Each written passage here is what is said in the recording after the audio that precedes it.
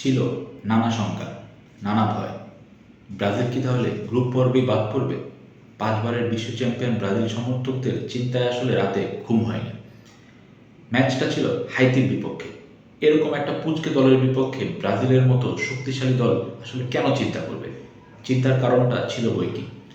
এবারে বিশ্বকাপের শুরুতে ব্রাজিল আসলে যেভাবে মরক্কোর বিপক্ষে খেলেছে সেটা আসলে কিছুটা ভয় ধরিয়ে দেওয়ার মতো। ব্রাজিলের ছন্নছাড়া মিডফিল্ড, ডিফেন্স এবং আক্রমণ ভাগ সব মিলিয়ে ব্রাজিলকে যেন চেনাই যাচ্ছিল না। তো সেই ব্রাজিল আসলে হাইতির বিপক্ষে কেমন করবে সেটা নিয়ে ছিল নানা আলোচনা। দলের উপর প্রেশার ছিল, আনচেলত্তির উপর তো তুমুল প্রেশার ছিল, যেহেতু নেইমার নেই, সবচেয়ে বড় তারকাকে মিস করছে ব্রাজিল, এবং ভিনিসিয়াস বাদে কেউই আসলে ফর্মে ছিলেন না প্রথম ম্যাচে। এরকম ছন্নছাড়া ব্রাজিলকে আসলে অনেকেই বলছিলেন যে স্মরণকালের সবচেয়ে খারাপ ব্রাজিল দল। তো এত শত কথার পর হাইতির বিপক্ষে ম্যাচে যে আসলে প্রেশারটা অনেক বেশি থাকবে সেটা সব ব্রাজিলিয়ান ফুটবলারই জানতেন। ফিলাডেলফিয়ায় আজকে তারা মাঠে নামলেন, একাদশের পরিবর্তন ছিল। ইগর থিয়াগোর বিপক্ষে নামলেন ম্যাথিউস কুনিয়া, এবং এই কুনিয়ায় আসলে পুরো ম্যাচের গতিপথটা বদলে দিলেন। ম্যাচের একদম শুরু থেকে তিনি আসলে যেভাবে নাম্বার 9-এর রোলটা প্লে করেছেন এটা আসলে এক কথায় দুর্দান্ত। তিনি আসলে ম্যাচের জোড়া গোল করলেন, এবং জোড়া গোলের পর তার উদযাপনটা এটা আসলে একটু ইউনিক। তিনি আসলে শার্কের উদযাপন করেছেন। তো এই শার্ক আসলে ব্রাজিলের রক্ষণভাগ, ব্রাজিলের অ্যাটাকিং সাইডটাকে পুরো বদলে দিয়েছে, এবং হাইতির রক্ষণভাগ আসলে তার কাছে কোনো পাত্তাই পায়নি। তো ভিনিসিয়াস সাথে ছিলেন, তিনি আসলে অ্যাসিস্টও করেছেন এবং পরবর্তীতে তিনি গোলও করেছেন। ব্রাজিল প্রথমার্ধেই 3-0 এগিয়ে যায়, এবং এটা আসলে ব্রাজিলিয়ান সমর্থকদের দারুণ একটা স্বস্তির জায়গায় নিয়েছে যে না, ব্রাজিল আসলে এতটাও খারাপ দল নয়। মরক্কোর বিপক্ষে ম্যাচের পর আসলে যে পরিমাণ চাপে ছিল ব্রাজিল সমর্থকরা, বিশেষ করে বাংলাদেশের মতো জায়গায়, যে আর্জেন্টিনা আসলে 3-0 জিতেছে, মেসি হ্যাটট্রিক করেছে, ব্রাজিল তাহলে কি করলো? ব্রাজিলের সমর্থকরা একটু দমে গিয়েছিলেন। এই জয়ের পর কিছুটা হলো ব্রাজিল সমর্থকরা আসলে তাদের ভয়েসটা ফিরে পেয়েছেন যে না, ব্রাজিল দল আসলে খুব ভালো পারফর্ম করতে পারে। আমরা সবাই জানি হাইতি আসলে র্যাঙ্কিংয়ের অনেক পিছনের দল। তারা 5 দশক পর বিশ্বকাপ খেলতে এসেছে। ব্রাজিলের সাথে আসলে তাদের কোনো তুলনাই চলে না। গত 3 বার যে ব্রাজিলের সাথে তাদের দেখা হয়েছিল 4-0, 6-0 এবং 7-1 ব্যবধানে তারা আসলে হেরেছিল। কিন্তু এইবার পরিস্থিতি ছিল বেশ ভিন্ন। যেহেতু ব্রাজিলের অবস্থাটা খুব ভালো নয়, হাইতি প্রথম ম্যাচে স্কটল্যান্ডের সাথে হারলেও তাদের ডিফেন্স কিন্তু দারুণ ছিল। সবাই যেটা শঙ্কা করছিলেন যে ব্রাজিলের আক্রমণ ভাগ এবং মিডফিল্ডের দুর্বলতায় হাইতি আসলে দারুণ একটা রক্ষণাত্মক ফুটবল খেলবে এবং পাল্টা আক্রমণে ব্রাজিলকে চমকে দিবে। হাইতি আসলে এই ম্যাচের শুরু থেকে সেটার কোনো সুযোগই পায়নি, কারণ ব্রাজিল আজকে বল তারা ভালো পজিশন ধরে রেখেছে, পাস তাদের নিখুঁত ছিল, এবং তারা ফিনিশিংও করেছে দারুণ, যেটা আসলে প্রথম ম্যাচের কোনোটাই দেখা যায়নি। তো আজকে ফিনিশিংটা বিশেষ করে আলাদাভাবে বলতে হয় কুনিয়া এবং ভিনির কথা। তারা আসলে তিনজন যে গোলটা করেছেন তিনটা, সেটা আসলে দারুণ ফিনিশিং ছিল। ফিনিশিং আসলে এনরিকো শেষে একটা ভালো ফিনিশিংয়ে গোল করেছেন, কিন্তু অফসাইডের ফাঁদে ধরা পড়ে। কয়েকটা আসলে দারুণ সুযোগ ছিল, হাইতির ডিফেন্স ভেদ করে চলে গেলেও গোলকিপারকে আসলে পরাস্ত করতে পারেনি ব্রাজিল। তো সবাই আশা করছিলেন যে কমপক্ষে 5 থেকে 6টা গোল হবে, যেহেতু এই গ্রুপে গোল ডিফারেন্স একটা বড় ভূমিকা রাখতে পারে পয়েন্ট সমান সমান হলে।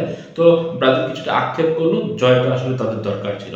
এই ম্যাচে ব্রাজিলের সবচেয়ে বড় যেটা চিন্তার কারণ যে রাফিনিয়ার ইনজুরি। রাফিনিয়া আসলে প্রথমার্ধের খেলার 10 মিনিট আগেই তিনি হ্যামস্ট্রিংয়ে ব্যথা অনুভব করছিলেন। তাকে নিয়ে আসলে কোনো ধরনের ঝুঁকি নেননি আনচেলত্তি, যে ম্যাচটা তো আমরা জিতেই যাব, সামনে টুর্নামেন্ট, অনেক বড় টুর্নামেন্ট বাকি।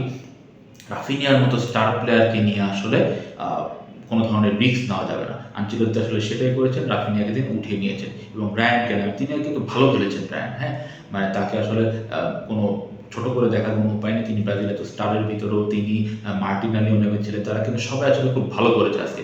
সব কিছু মিলে ব্রাজিলের হোল কম্প্যাক্ট টিমটা আসলে আজকে ভালো ছিল। তো আনচেলত্তি যেটা আলাদা করে বলতে পারেন যে না, আমরা আসলে প্রথম ম্যাচ ছিল, মরক্কো আসলে গত বিশ্বকাপের সেমিফাইনালিস্ট, তাদের বিপক্ষে লড়াইটা তো আসলে হাড্ডাহাড্ডি হওয়ার কথা। কিছুটা ব্রাজিল আসলে এলোমেলো ফুটবল খেলেছে, এছাড়া আসলে ব্রাজিলের খুব একটা করার কিছু ছিল না আগের ম্যাচে। এই ম্যাচে তারা আসলে ঘুরে দাঁড়িয়েছে। আনচেলত্তির ট্যাকটিক্স বলেন, কোনহার উপস্থিতিতে, বিশেষ করে তাকে প্রথমেই মাঠে নামানো আনচেলত্তির একটা মাস্টার স্ট্রোক ছিল, যে ব্রাজিল ফিনিশিং অভাবে ভুগছিল। কোনহা আসলে এই বিশ্বকাপে ব্রাজিলের জন্য একটা টার্নিং পয়েন্ট হয়ে উঠবে। তো আরেকটা যেটা ব্রাজিল এই ম্যাচের পর একটা দারুণ খবর পেয়েছে, সেটা হচ্ছে আমাদের সবার প্রিয় নেইমার খুব সম্ভবত স্কটল্যান্ডের বিপক্ষে ম্যাচেই ব্রাজিলের জার্সিতে মাঠে ফিরছেন প্রায় 3 বছর পর। নেইমারের আসলে ফেরা নিয়ে অনেক ধরনের নাটক হয়েছে। নাটকের চূড়ান্ত পর্যায়ে তাকে আসলে দলে নেওয়া হয়েছে। দলে নেওয়ার পরপরই তিনি আবার ইনজুরিতে পড়েন। প্রথমে জানানো হয়েছিল তিনি আসলে প্রথম ম্যাচ খেলতে পারবেন না, তারপর জানানো হলো তিনি হাইতির বিপক্ষে ম্যাচেও নেই। এরপর জানানো হয়েছিল তিনি আসলে গ্রুপ পর্বেই খেলতে পারবেন না, তিনি কখন খেলতে পারবেন এটা কেউ নিশ্চিত না। তবে গত 2 দিন হলো নেইমার কিন্তু অনুশীলন করছেন এবং এই অনুশীলনের ফলটা আসলে ব্রাজিল পেল। আনচেলত্তি বলে দিয়েছেন যে স্কটল্যান্ডের বিপক্ষে নেইমার ব্রাজিলের হয়ে নামবেন, কিন্তু খুব সম্ভবত প্রথম একাদশে নামবেন না, তাকে নিয়ে এই রিস্ক খুব সম্ভবত আনচেলত্তি নেবেন না, ব্রাজিল টিম ম্যানেজমেন্টও নিতে চাইবেন না। আনচেলত্তিকে খুব সম্ভবত শেষের 20 থেকে 25 মিনিট তিনি আসলে ট্রায়াল দিবেন যে তিনি আসলে কেমন ফর্মে আছেন, তিনি তার ফিটনেসটা আসলে কতটুকু, নকআউট পর্বে তিনি আসলে কেমন করতে পারবেন। ওই 20 থেকে 25 মিনিটে আসলে নেইমারের জন্য একটা বড় পরীক্ষার ব্যাপার হবে যে এত বছর পর ব্রাজিলের জার্সিতে তিনি যখন নামবেন, দর্শকের যে প্রেশার, আবেগ, তার নিজের আবেগ, সব কিছু মিলিয়ে আসলে ব্যাপারটা খুব আবেগপ্রবণ হবে। নেইমার কিন্তু আবেগপ্রবণ, এটা কিন্তু আমরা অনেক আগে থেকেই জানি। সেই 14 বিশ্বকাপ বলেন কিংবা যতগুলো বিশ্বকাপে ব্রাজিল বাদ পড়েছে কিংবা তিনি যখন সাফল্য পেয়েছেন তখন আসলে তিনি বেশ আবেগী হয়ে যায়। তো এবারের মুহূর্তটা কিন্তু আরও বেশি আবেগের, কারণ তিনি কিন্তু বলে দিয়েছেন যে এটা খুব সম্ভবত শেষ বিশ্বকাপ। এতদিন পর, এত নাটকের পর তিনি আসলে ব্রাজিল দলের হয়ে নামলেন, ব্রাজিলকে শিরোপা জেতানো তার লাইফের একটা সবচেয়ে বড় টার্গেটে। তিনি আসলে 2002 সালের পর ব্রাজিলকে একটা বিশ্বকাপ জেতাবেন, তার উপর ব্রাজিলের অনেক আশা ভরসা। তিনি নিজেও আসলে ব্রাজিলের সবচেয়ে বড় তারকা, এটা তিনি নিজেও জানেন।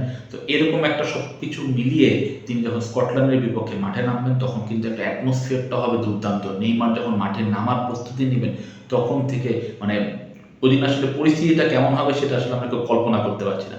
তিনি যদি নেমে একটা ভালো অ্যাসিস্ট কিংবা একটা গোল করে বলেন তাহলে তো আসলে সোনায় সোহাগা।